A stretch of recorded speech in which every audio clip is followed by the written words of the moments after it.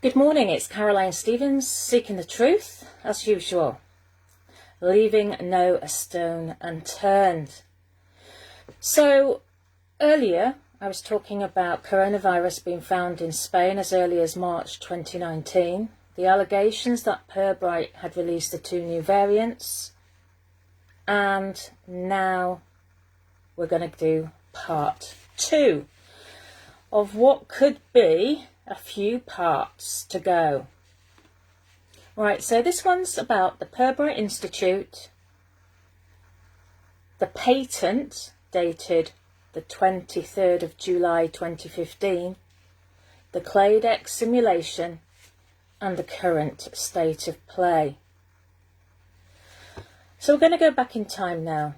On the 15th of November 1895, Henry de Worms, who was born in 1840, was appointed to be the first Baron Pirbright, a Rothschild of Pirbright, County of Surrey, the current site of the Pirbright Institute and Cobbett Hill Earth Station teleport. Henry de Worms was born in London to Solomon de Worms, a Baron of Austria, and his wife Henrietta. His paternal grandfather had come from Frankfurt, and his grandmother was Nathan Mayer Rothschild's sister. Henry was educated at King's College in London. He was called to the bar in 1863, but left soon after to work in his father's tea business. In 1867, de Worms stood as the first Jewish Conservative candidate, competing for the seat at Sandwich. He was unsuccessful, but in 1880 he was elected MP for Greenwich, and 5 years later won the seat at East Toxteth in Liverpool. He had a successful career, serving as Parliamentary Secretary to the Board of Trade. De Worms served as President of the Anglo-Jewish Association, but resigned in 1886 after his daughter married out of the faith. He was appointed as a member of the Privy Council on the 2nd of January 1889. Now, I've been researching this, and this is his announcement this is the announcement that was made in the Morning Post, and it seems to me that somebody has tried to remove his name from the Privy Council's records, but this is the evidence, and I've PDF'd it, that he was appointed to the corrupt Privy Council, on the 2nd of January 1889. So he was serving as an MP for East Toxteth. Then he was the Under Secretary for the Colonies as well, from 1888 to 1892. He was the first professing Jew to hold ministerial office in a Tory government, and was created first Baron Pirbright in 1895. Now, around that time, Lord Pirbright inherited a substantial sum in those days, about £350,000, as a residuary legatee of his mother Henrietta Samuel's estate. He used these funds to fund great mischief, including purchasing the land in the Greater Pirbright area, on land that today houses the MOD. The MOD facilities associated with the British Defence Evaluation and Research Agency, called DERA. That includes the Pirbright Institute, which is essentially controlled by the Wellcome Trust and the Bill and Melinda Gates Foundation, 2 key funders of the Pirbright Institute, and alongside the US Defence Advanced Research Projects Agency, which is called DARPA for short, and Cobbett Hill Earth Station, that are both adjacent to the Army Training Centre. Shouldn't alarm bells be ringing now? Now, according to an article, December 2020, the Pirbright funders are Wellcome Trust, GlaxoSmithKline, which is a Wellcome clone, the Bill and Melinda Gates Foundation, Department for Environment, Food and Rural Affairs, otherwise known as DEFRA, the Defence Advanced Research Projects Agency, DARPA, the World Health Organization, the European Commission, the United Nations, the UK Research and Innovation, UKRI, Biological Technology and Biological Sciences Research Council, also known as CERCO.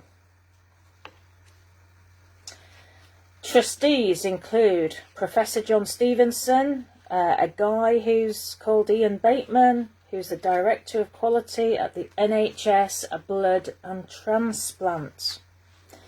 London School of Economics, Ian Black. Apple, Pizza Hut, Western Union, Bloomsbury, Macmillan, Brunswick Group, John Coles. And so it goes on. So these are the trustees. They've got some trustee from Surrey University, Professor Vince Emery, an OBE, Dr.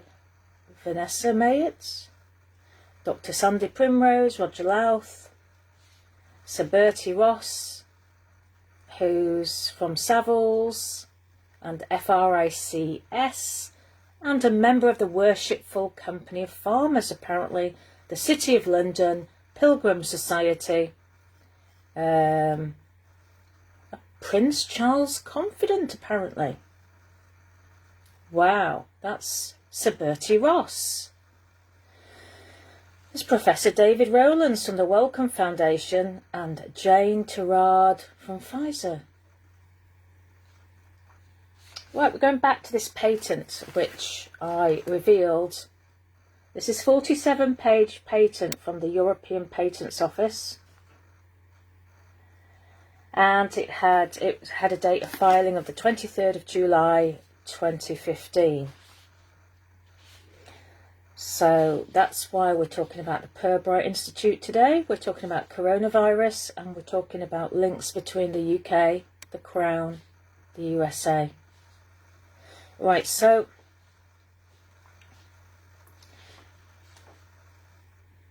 on May the 15th, 2018, on a Tuesday between 9 and 5 p.m, the Unwashed, an audience, an invitation-only audience of nearly 150 people, turned up to the Mandarin Oriental Hotel in Washington, D.C. They attended the exercise, and a live stream of the event was on Facebook, was available to everyone at that time, apparently. Now, who were the people? Well, the exercise team was headed up by Eric Toner, Managing Director. He was a senior scholar at the Johns Hopkins Center for Global Health Security and the designer of the Clade-X simulation.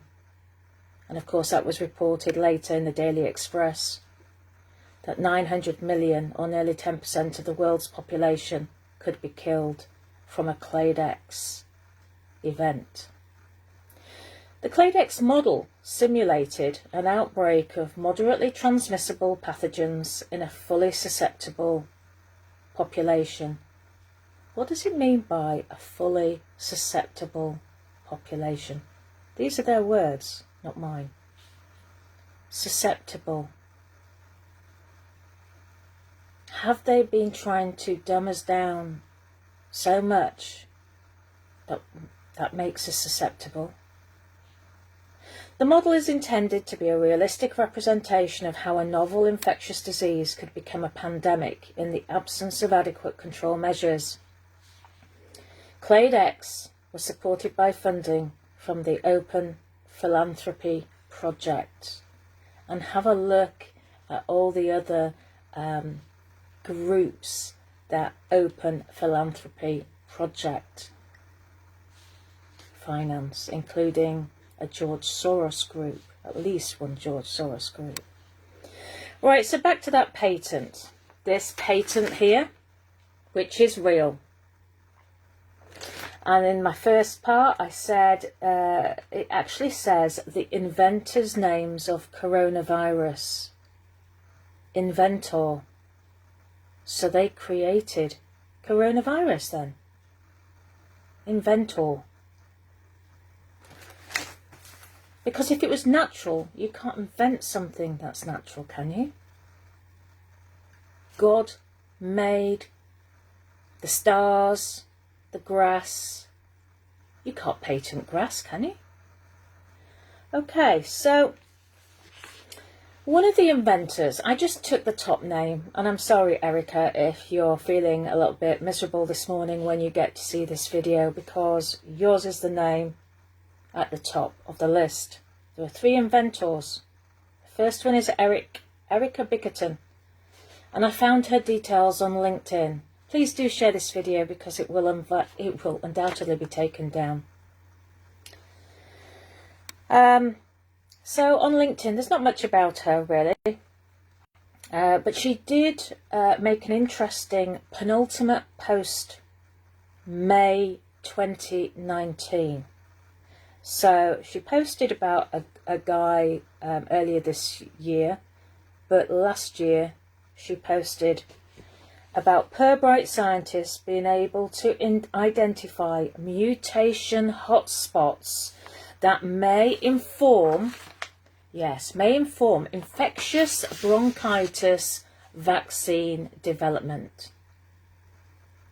You're going to say, so what? Well, scientists at the Pirbright Institute have shown that infectious bronchitis virus vaccines produced in eggs have unpredictable mutations which may be prone to reversion in the field. It causes a poultry disease which results in large economic losses across the globe. And we know that under the Green New Deal, we know under the United Nations 2030 that they want to eradicate most of our livestock, don't we? Only in the World Economics Forum's latest video will you see a new kind of meat engineered in the laboratory, made with 3D printers no less. They've been able to reconstruct muscle and blood. Now that's not my kind of meat. So, just saying, you know, it's got scientists at the Pirbright Institute have shown that this infectious bronchitis virus vaccine produced in eggs have unpredictable mutations which may be prone to reversion in the field. It causes, apparently, a poultry disease which results in large economic losses across the globe. Well, infectious bronchitis virus is a highly infectious avian pathogen which affects the respiratory tract, gut, kidney and reproductive systems. And guess what? It belongs to the coronavirus family. Genus Gamma coronavirus, which has a single-stranded RNA genome surrounded by a nucleocapsid and envelope. Now, I'm not going to pretend I know all the bits and bobs here, and I've got people on my friends list who do know what I'm talking about, I'm sure. But I'm quoting from their website, so it cannot be classed as fake news, because this is coming from the Pirbright Institute's website. So IBV mainly causes respiratory disease in the infected birds, but lowers egg production and can cause kidney damage. And that was posted on LinkedIn on the 15th of May 2019 by Erica, whose name is mentioned on the patent. Okay, right, so let's move on to 30th of January 2020. DARPA, one of the trustees of the Pirbright Institute, it's alleged, spent millions on research involving bats and coronaviruses, as well as gene editing bioweapons prior to the recent coronavirus outbreak. So this is an article a year ago now, exactly a year ago. Were we told that DARPA, one of the trustees of the Pirbright Institute, had recently spent millions on research involving bats and coronaviruses?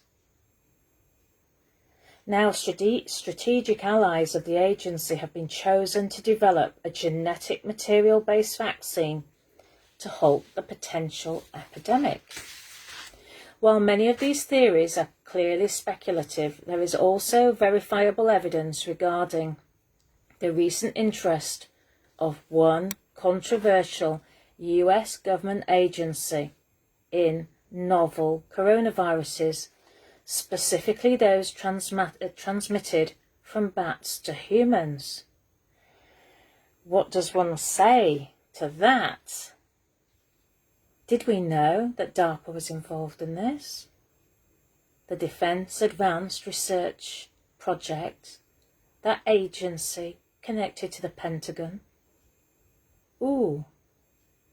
They began spending millions on such research in 2018, and some of those Pentagon-funded studies were conducted at known US military bioweapons labs bordering China, and resulted in the discovery of dozens of new coronavirus strains as recently as April 2019.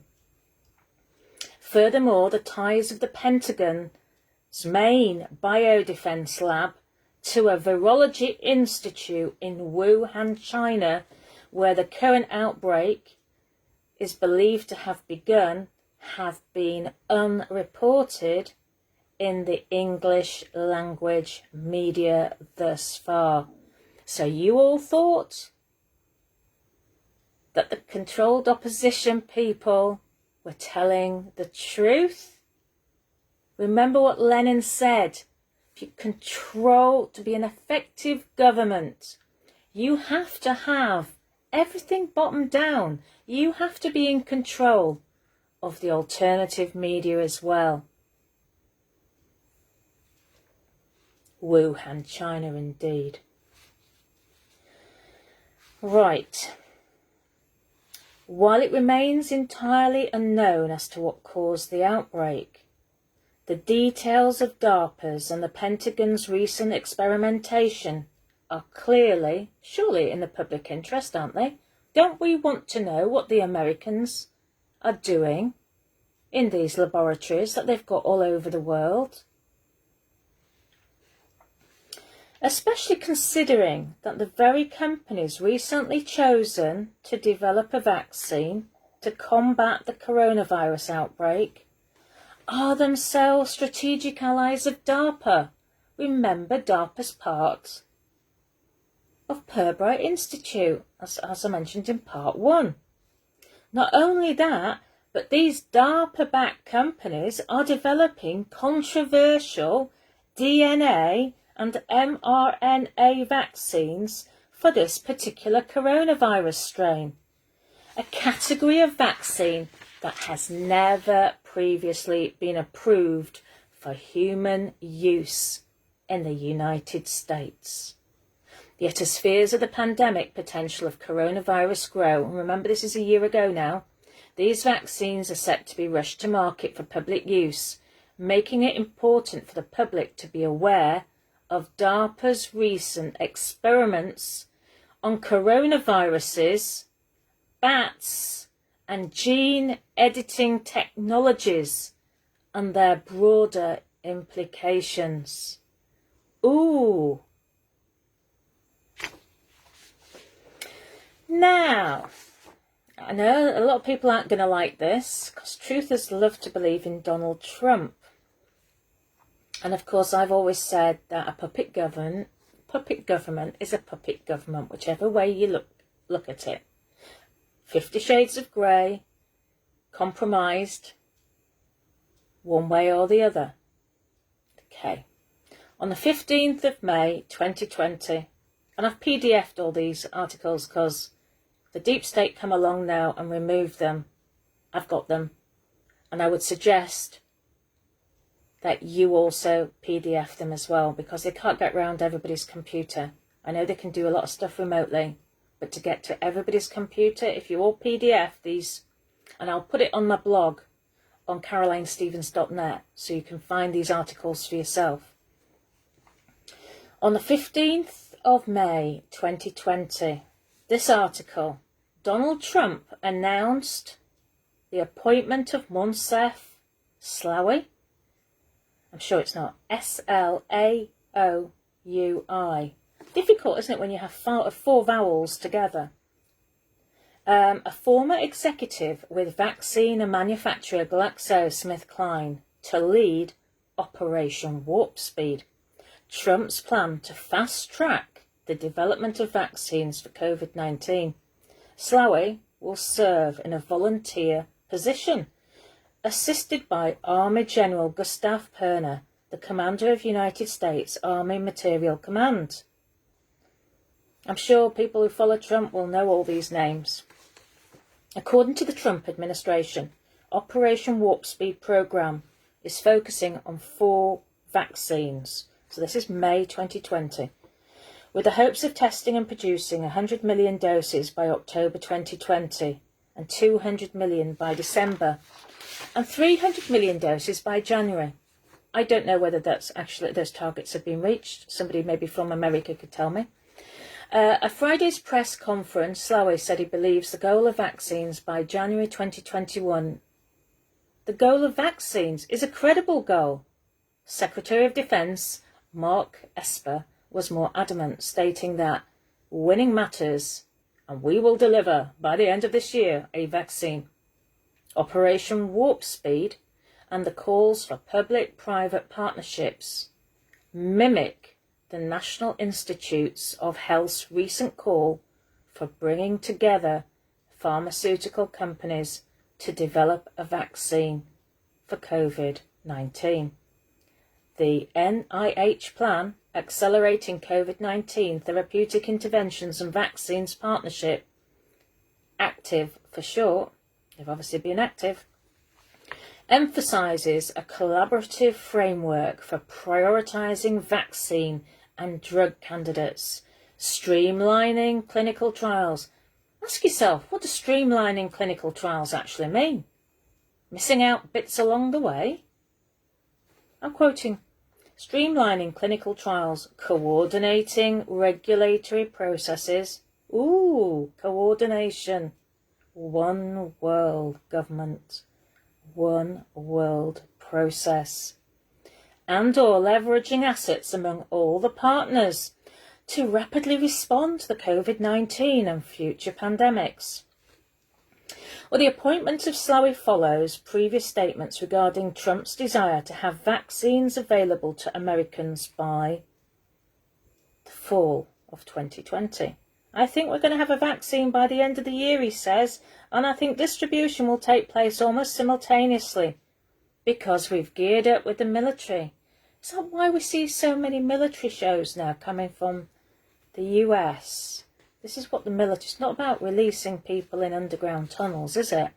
It's about getting the population vaccinated. So that's what Trump said Thursday afternoon. He didn't mention the tunnels, obviously, this is my surmising. Trump also told the Fox Business Network that because of this massive job to give this vaccine, the military is now being mobilised. So they're too busy doing this to be doing anything else, aren't they? We're going to be able to give it to a lot of people very, very rapidly, Trump concluded. Nice. At Friday's press conference, Trump said his team had been working 24 hours a day to develop treatments for COVID-19. Well, that's worrying in itself, because if you're working 24 hours a day, you're not getting any sleep, so you're going to make some mistakes. So he says, despite the heavy focus on vaccines, Trump did state that his administration is working on other treatments, including therapeutics. It's not solely vaccine-based. Other things have never had a vaccine and they go away. I don't missed something out here. I don't want people to think this is all dependent on a vaccine. But it would be tremendous, Trump stated. However, the appointment of Dr. Slaoui is an indication that the Trump administration approves of the former executive efforts to develop vaccines and his partnership with the Bill and Melinda Gates Foundation. So you see, the alternative media's been lying too.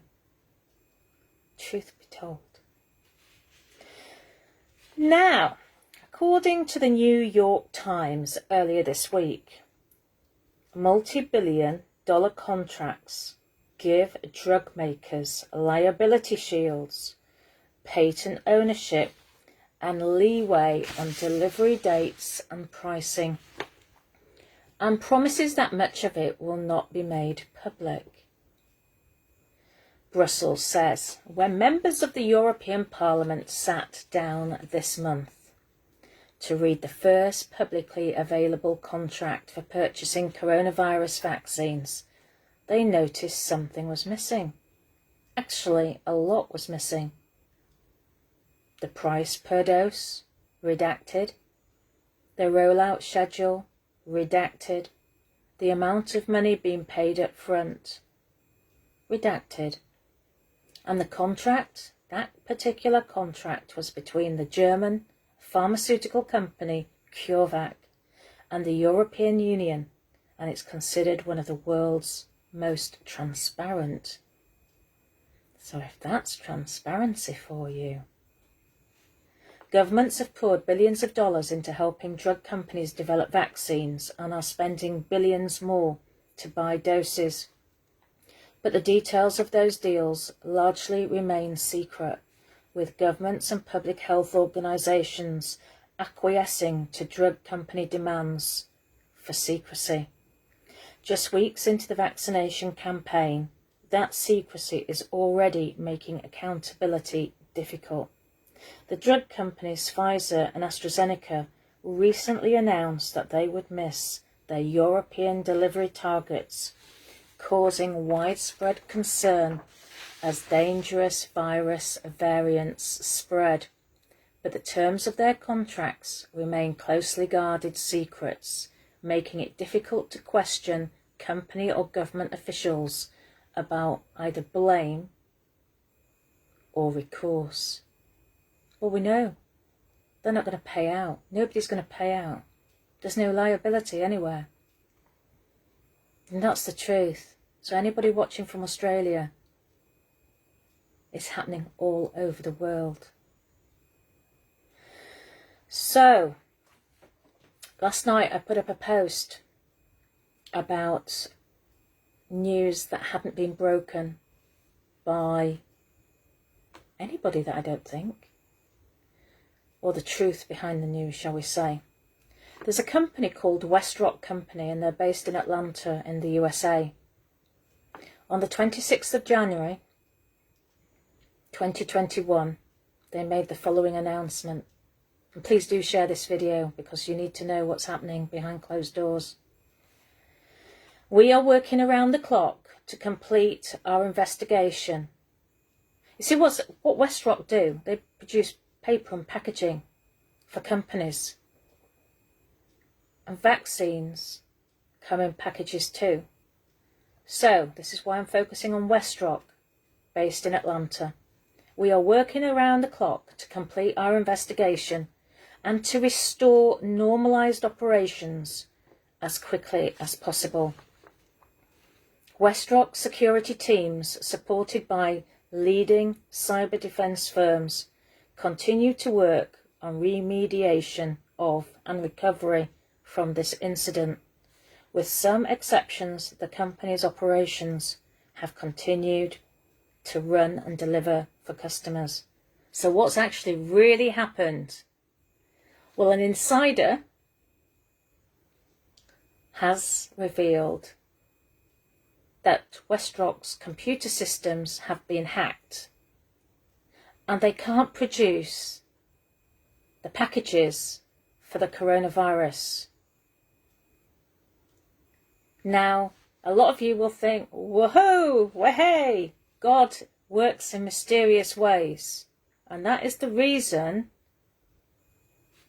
I'm reliably informed, that's the reason why there's a problem at the moment with the distribution of these vaccines, because they can't get the packaging, because somebody's hacked the computers and they're asking for money. I was thinking they might have done it for the good of everybody's health. So have they actually stopped the production of the vaccine, waiting for the cardboard boxes to arrive? What's happening to, you just imagine all these vaccines, and you might laugh at me, but you just imagine them rolling off a production line, don't you? And dropping off into this bucket because there's no more boxes to put them in. So what's happening to all these vaccines? Are we saying that a load of vaccines are going to have to be thrown away? Are a load of people going to eventually get vaccines which haven't been kept at the right temperature? But the truth of the matter is, there's no boxes for the vaccines. Right, where are they being stored? So that was an interesting piece of information, I thought, because the governments, you're not going to get that from the government. And anyway, now, another serious matter. Some of you may have seen on social media earlier this week that Pemberley House Care Home has lost 25 of its residents. Well, are you ever going to get confirmation from the house itself that everybody's been vaccinated? All I can do is look on the internet, and Pemberley made an announcement on the 7th of January 2021 that they were very excited about the COVID-19 vaccine being rolled out in their care homes, because Pemberley was taken over by Avery Care Homes in 2017. So they were very excited about this rollout of the vaccine, and this was 7th of January of this month. And they say, which will hopefully lend itself to getting some way back to a normal way of living. According to them, they had actually begun their Pfizer-BioNTech vaccine rollout the week of the 18th of December. They said that, it's on their website. Now, firstly, my sincerest condolences to all the families involved with the sudden deaths of 25 people, which apparently amounts to about a third of the people who lived there. They do have younger adults there. The piece of media from the alternative side seems to suggest it's just elderly people that live there. But if you look on their website, well, there's actually people, it says people who suffer from dementia and respite care. And there are younger adults there. So I'm not going to jeopardise this video, and that's all I can say. I would suggest, though, that you have a look at Avery Care at Companies House. That's all I'll say about that as well. Look at the number of companies. Research Avery Care Okay, so what we heard from the mainstream media this week, we heard that there was a surplus dose of the vaccines being given to healthy young people, with GPs in some areas of the country running out of eligible people to vaccinate. Well, I guess if the packaging is no longer available, that's going to stop, if that's the truth. And the Spectator announced, I think it was yesterday evening, that a new vaccine has been developed by Novavax, and they have reported 89.3% efficacy in large-scale trials. The jab is the first proven to work against the Kent strain of the virus. The UK bought 60 million doses of the jab to be manufactured in the northeast of England. Don't you just love it? They've now called it a Kent strain. Kent is just a hop along the M25 from the Pirbright Institute, as it happens.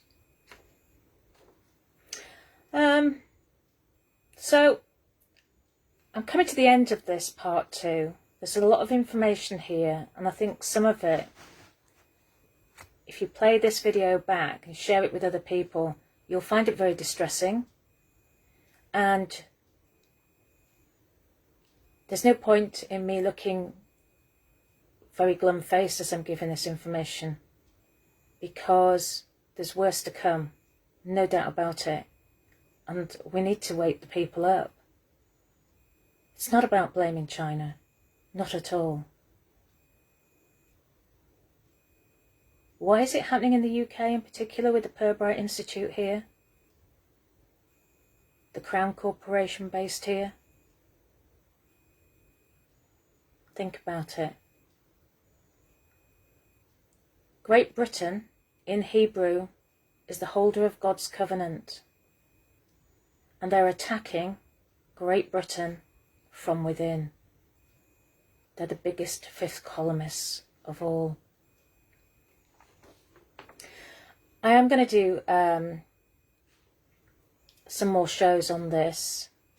I was going to do one about this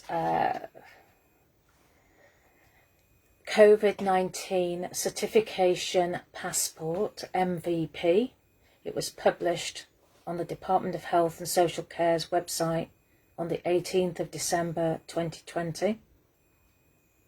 I'd just like to remind people that Facebook hired Full Fact to provide fact-checking in the UK from January 2019. Full Fact are reviewing every image, video and article on Facebook as a third-party fact-checking initiative comes to the UK for the first time. An interesting statement that Matthew Hancock made yesterday. I'm proud the UK is at the forefront of another medical breakthrough, says Health Secretary Matt Hancock on the Novavax vaccine. I bet you are, Hancock.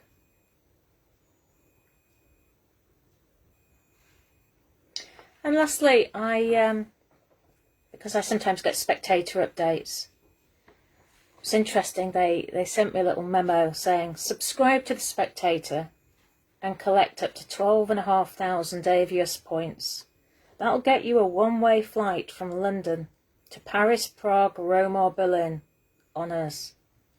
They're offering me a one-way flight out of the UK. Well, is this a personal message? What's the point of a one-way flight? What's the point of accepting any of these flights? There's no point at all, because these flights, they're only going to be for the elites. That's what the new Green Deal was all about. Anyway, I did notice that Prince Harry was supposed to be flying over to the UK in the summer to see his grandmama.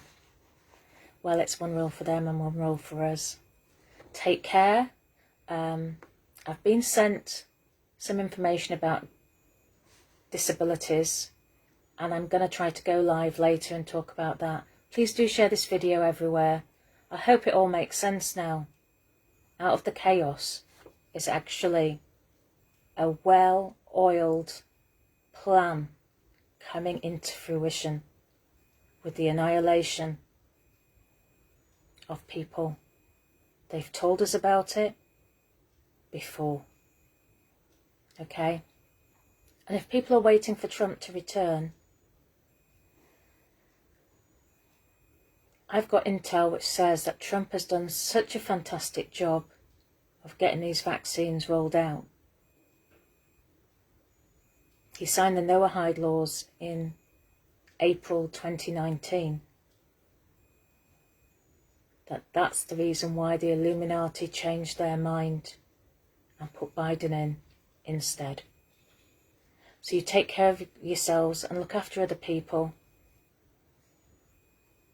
If you've got leftover food, that, you know, people are hungry now, think about others as well, please.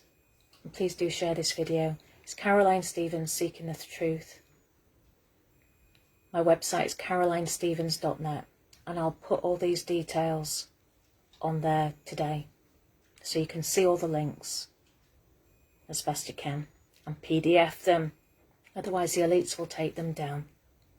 Remember, the Pentagon, this is the CIA, so what better way of organising the alternative media but put people in there connected with the CIA. Think about it. Alright. Goodbye for now. Caroline Stevens, Seeking the Truth.